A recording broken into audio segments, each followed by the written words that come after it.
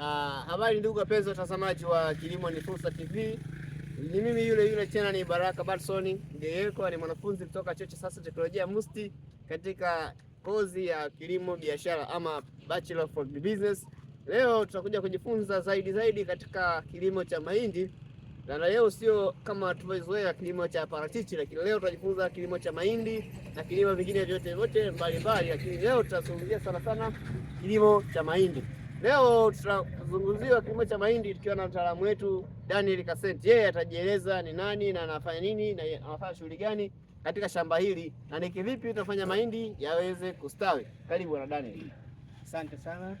Kwa majina naitwa Daniel Shida Kasenti, ni mwanafunzi wa business mwaka wa 3.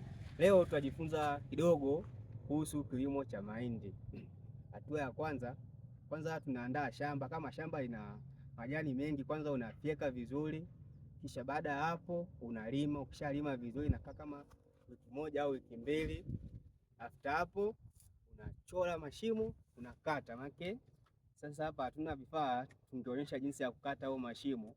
Kwa sasa spacing ya jinsi ya kupanda mahindi, spacing yake yani mwindi kwa mwindi, yani like this, kutoka mwindi huu hapa mpaka hapa ndio hiyo sentimita 30. Yaani mwindi huu mpaka hapa. Mwindi huu hapa mpaka hapa, yani ni sentimita 30.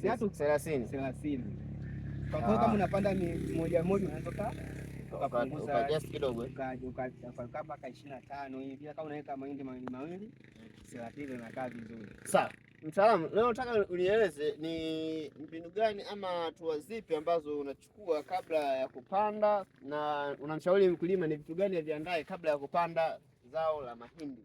Ni vitu gani vya kwanza viandae? Cha kwanza inabidi aandae shamba kama nilivyoeleza kwamba aandae shamba vizuri, si ndivyo? Ndio. After hapo aandae mbegu, yani mbegu nzuri kabisa.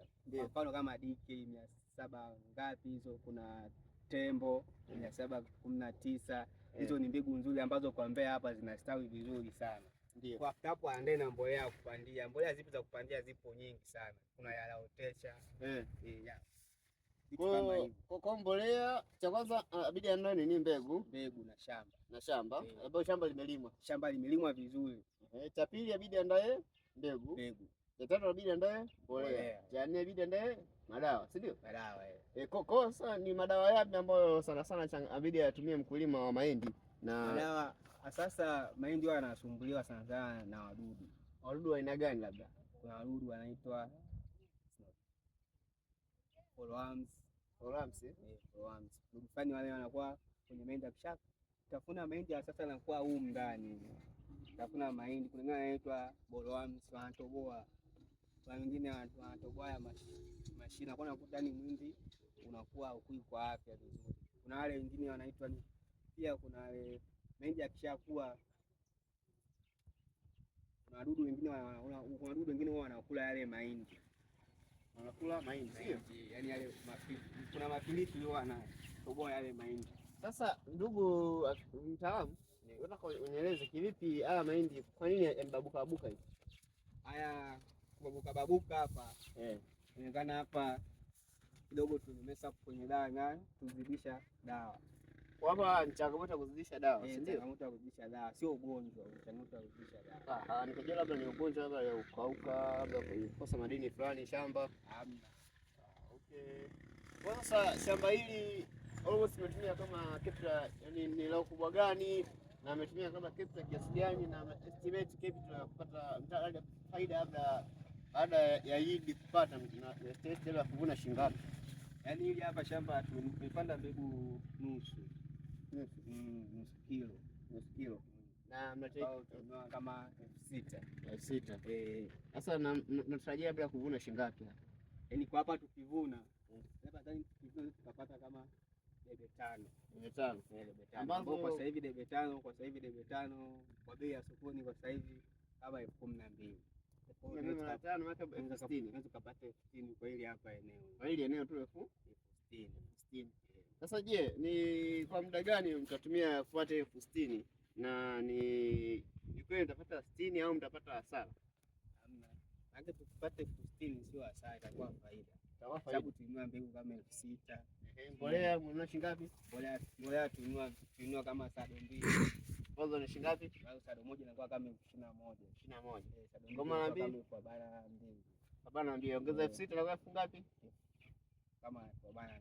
Kwa 8. La palizi imetumia watu wa namna gani? Sasa tumepalilia wenyewe na kulima wenyewe. Wapo hamna posti ya kulima. Dawa ya magugu? Dawa ya magugu tununua kidogo. Dawa ya magugu hamjapuliza.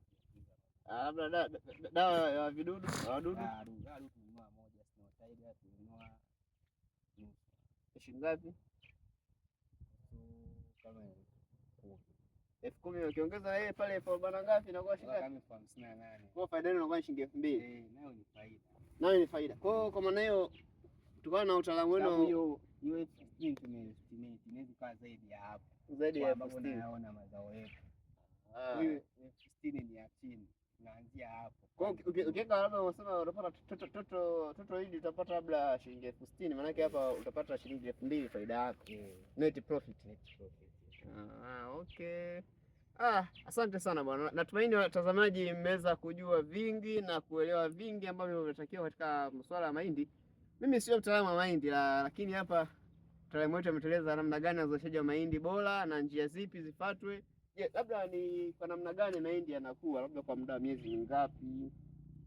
Mahindi ya sasa ni hatua zipi labda zinazingatiwa wakati wa ukuaji wa mahindi na vitu kama hivyo? Kwa kama mahindi hata hatua kama 10 au 5.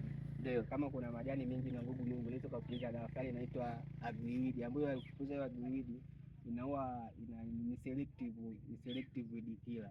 Kwa inaua yale majani mapana inaacha mahindi. Hapo akishaongezeka katika magotini unaweza kufanyia palizi ya jembe au palizi ya jembe. Na kwa nini usifanye palizi ya jembe bado akiwa madogo?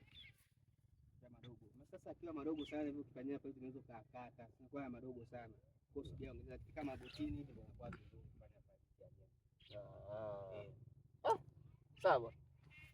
Mimi nikitaka kujua kwamba muhindi unazaa vizuri, waga naangalia ukubwa wa bua hivi. Bua ni tofauti.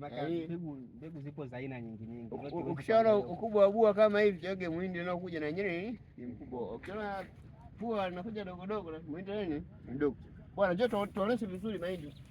Wasije kama mpanda mahindi ya sample hapo mbele mazuri alafu kundani mabaya. Njoo bwana. Salamu, njoo bwana.